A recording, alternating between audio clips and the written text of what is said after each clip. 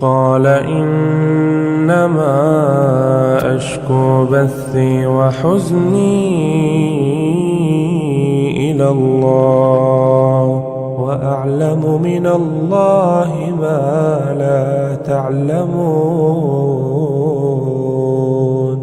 يا بني اذهبوا فتحسسوا من يوسف وأخيه ولا تيأسوا من روح الله إنه لا ييأس من روح الله